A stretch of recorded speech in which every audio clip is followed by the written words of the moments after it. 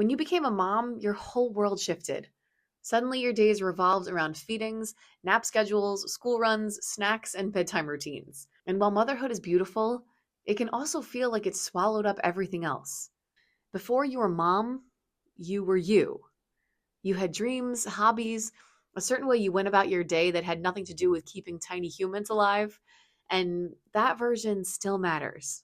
But for a lot of moms, they feel like that person's gone missing. Maybe you can't remember the last time you read a book just because you wanted to, or listened to music that wasn't a kid's playlist, or wore something that made you feel good instead of just being practical. That loss of identity can leave you feeling invisible, even to yourself. So, why does it matter to remember who you were before motherhood? First, because your sense of self anchors your family too.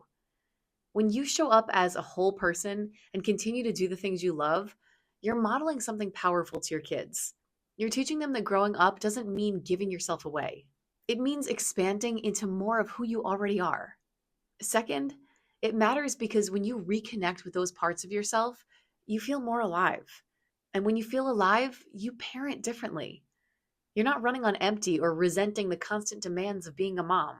So, how do you begin to remember that version of yourself?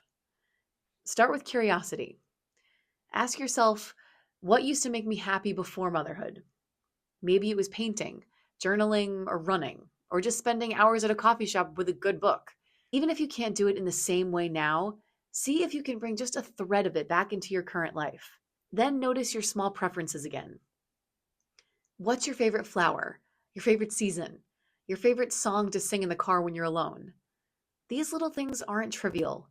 They're reminders that you were a person with unique textures and layers, not just a caretaker on autopilot. Also, give yourself permission to grieve what feels different now. Maybe the old version of you loves spontaneous nights out, and that's harder to make happen, and that's okay. The point isn't to recreate your past, it's to weave parts of it into who you are now, so you don't lose sight of yourself in the process. And remember this: your worth was never tied to being a mother. It was never tied to how productive you are, how clean your house is, or how perfectly you juggle everything. Your worth existed long before diapers, carpools, or permission slips. And it's still there today. The woman you were before motherhood isn't gone. She's waiting.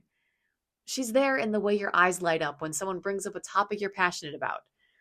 And when you let her stand alongside the mom you are now, you become even more powerful, more grounded, and more you. Because the truth is, you're not either or. You're not the woman you were or the mom you are. You're both. And embracing that balance is what allows you to feel whole.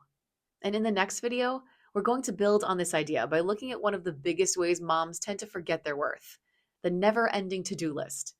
I'll share a reminder that you are so much more than the tasks you check off in a day, and why your value can't be measured by productivity alone. So stay tuned for that and subscribe so you don't miss anything.